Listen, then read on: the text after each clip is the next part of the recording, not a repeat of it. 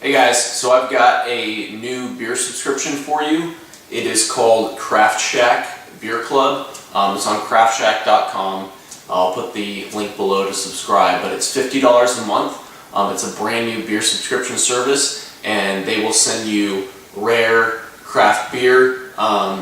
They focus on basically ordering your craft beer online, and they'll send it to you. So this is kind of a hodgepodge of stuff that they'll include in there, which is awesome because if you guys see my other beer review, you kind of get 4 different beers from 2 different breweries and multiples. This kind of gives you a swath of stuff to try.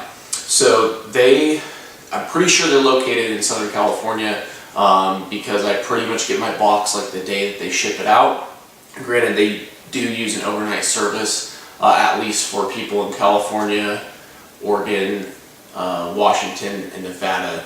I want to say they use Golden State overnight. Anyways, so I got a Black Friday special. One of my friends pointed out that they were starting this and they had a Black Friday special, so I hopped on and got it for about a little under $40 a month, I want to say, maybe $38. So here's what I got. I got some swag from the Belgian Beaver. So I got 2 cardboard coasters and then 2 stickers. They're really cool. If you guys have never seen Belgian Beaver, it's basically just their logo, but still cool that they threw that in there.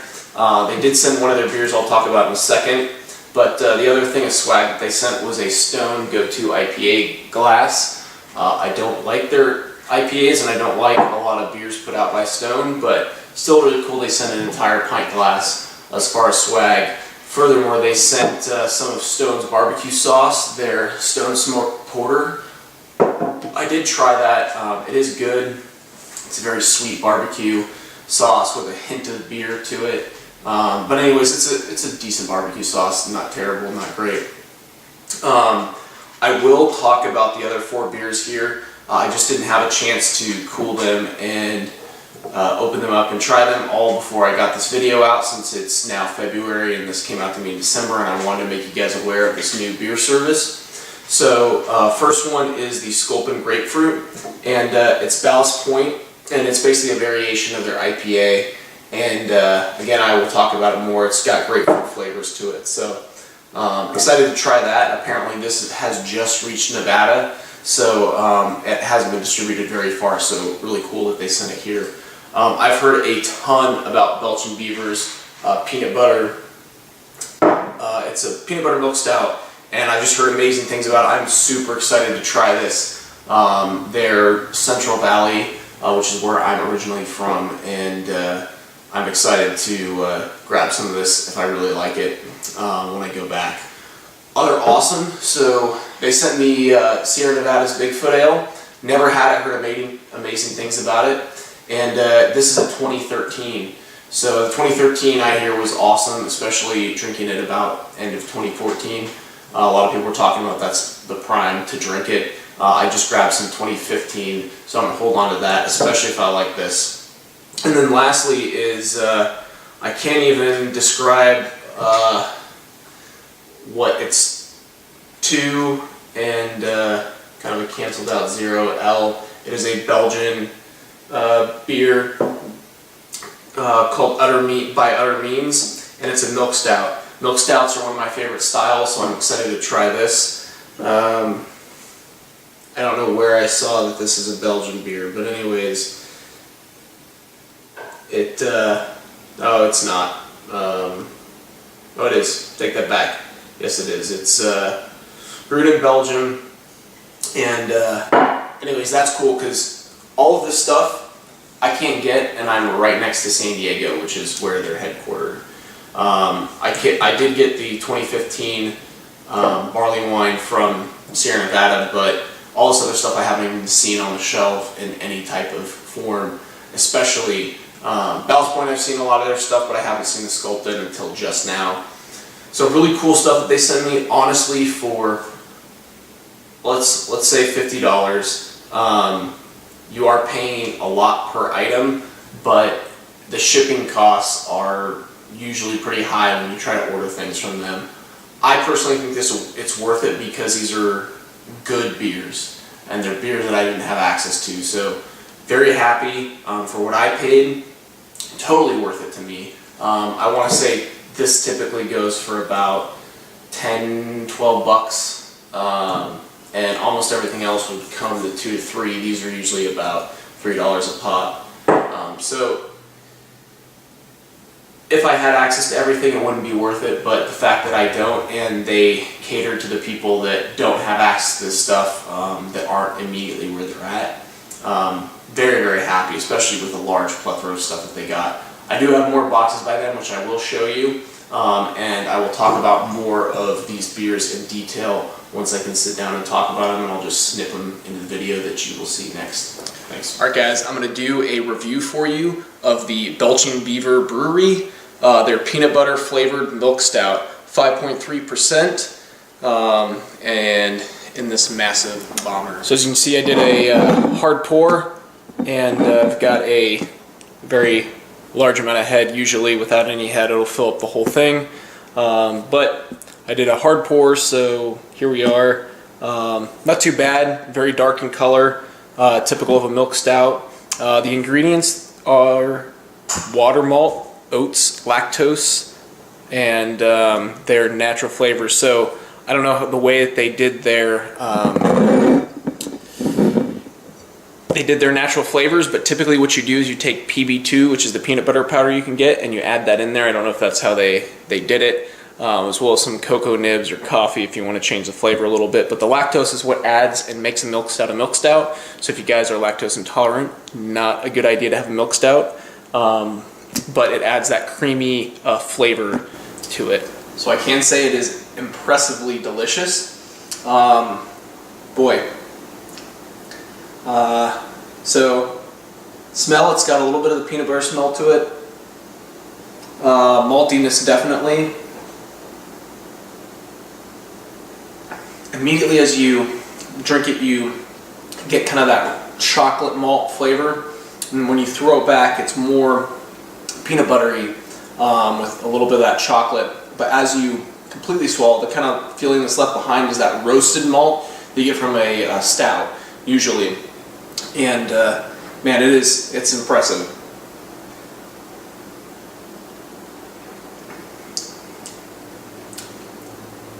It's got that thickness you typically get from a milk stout, and creaminess, more so if you've had like a dry stout. They're usually very thin. It's excellent. I mean, I can't say how awesome this beer is, more than I already have.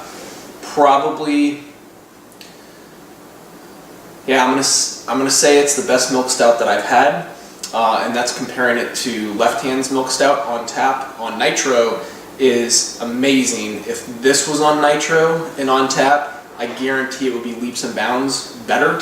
But as of right now, is what I can get in the bottle, this beats it hands down. If you guys haven't tried Left Hand milk stout, get it.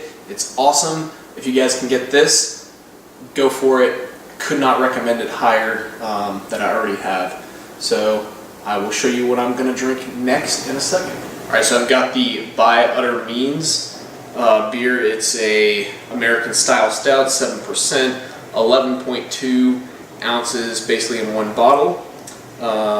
It is from Belgium, so let's give it a shot. Would not classify this as an American stout. I mean, it's got the finish follows closer to American stout, but it smells very imperial stout right up front. Again, it's 7%. Because of the name, I thought it might be a milk stout, have some form of lactose in it, but it does not seem to, especially the way that it tastes. But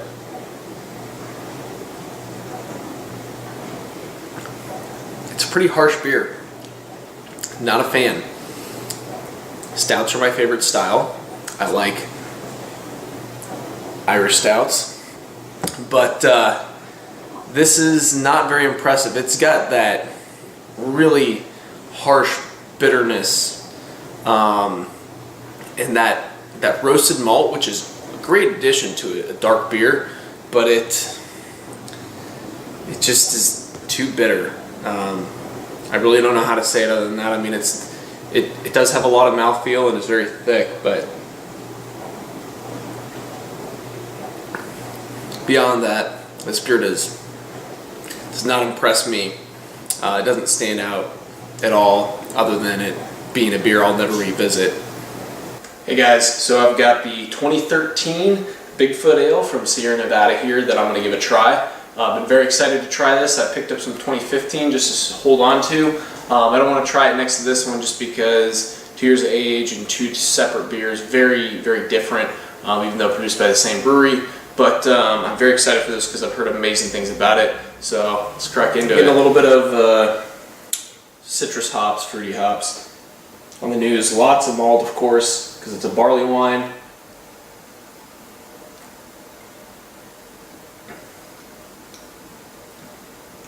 It's a little harsh, especially for being 2 years old.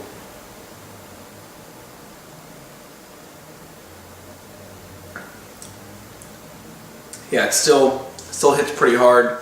I can't tell if that's from all the hops they threw in it. I think it is because I want to say they use Cascade. Yeah, spicy hops. So the hops really provide a bitterness, like as if it's trying to cover up the high alcohol content because it's 9.6%.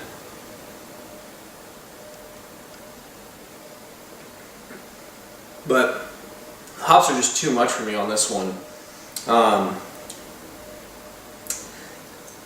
I bet when this was in 2014, probably the alcohol warmness balanced out with the harsh bitterness of the hops that are in the 2013.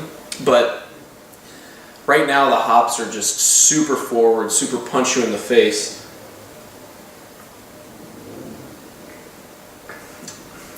Yeah. And a very good barley wine is going to balance a lot of those characters.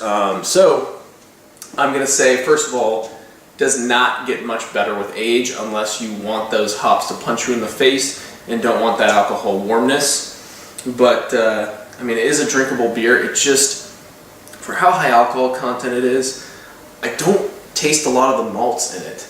I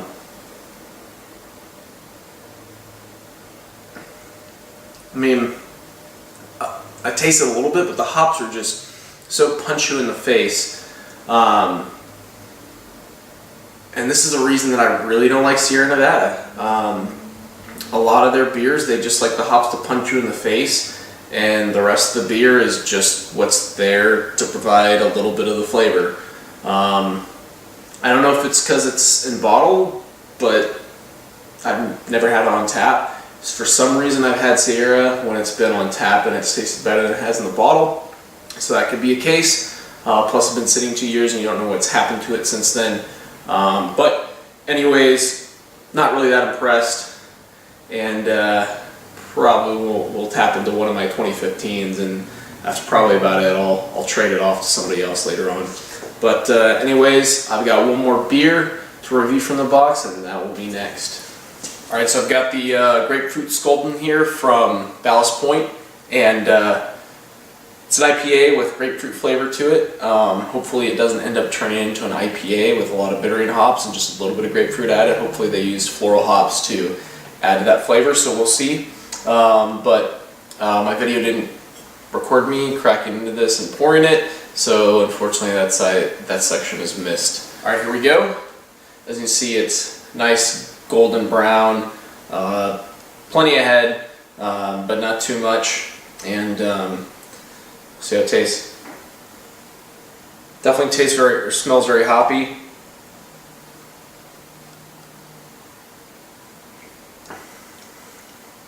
Yeah, I'm just getting bitter, full of bitterness.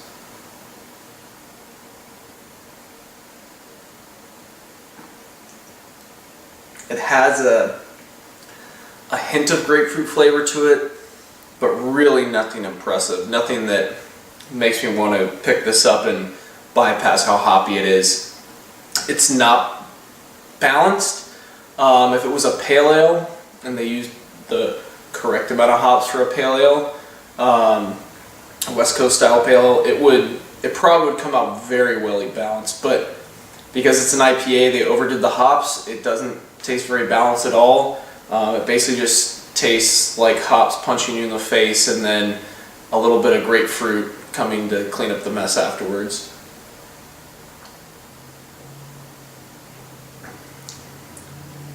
Yeah, overall, not too impressed with this beer. I mean, I'll drink it and enjoy it, but I wouldn't go out of my way to pick it up again. So overall, as you guys have seen, all the beers that I got, pretty good variety, pretty happy with a lot of them. Furthermore, a quality of beer that I haven't seen from any boxes before. So even though there were some that I didn't really like, there were IPAs, it's just because they're not my style that I enjoy. But if you like IPAs, you might have enjoyed this box just as much as I did, even though it had a stout that I'm wanting to try forever. So anyways, been very happy with the first box and very excited to see what's in the next boxes.